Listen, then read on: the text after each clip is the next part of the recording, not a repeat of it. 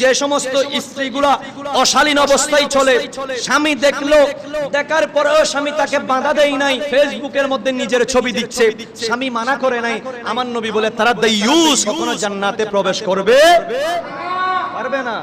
এখন তো আরো সহজ, মোবাইল খুললে দেখবেন কাপল ব্লগ, স্বামী এবং স্ত্রী দুইজনে মিলে কিভাবে রান্না করে, স্বামী এবং স্ত্রী কিভাবে মার্কেট করতেছে, স্বামী এবং স্ত্রী একটা বাসা চেঞ্জ করতেছে, সেই বাসার ভিডিও, স্বামী এবং স্ত্রী কোন বেডরুমে ঘুমাচ্ছে, ওই বেডরুমের সোফা কি রকম, ওই বেডরুমের খাটটা কি রকম, এটা দেখাচ্ছে।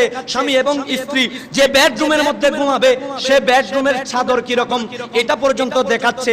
এটা দেখিয়ে স্ত্রীর শরীর দেখিয়ে যারা ইনকাম করে নাম দিয়েছে কাপল ব্লগ, আর এই কাপল ব্লগের নাম দিয়ে অশালীন অশ্লীলতা দুনিয়ার জমিনে ছড়াচ্ছে, তারা জীবনেও জান্নাতে প্রবেশ করবে না।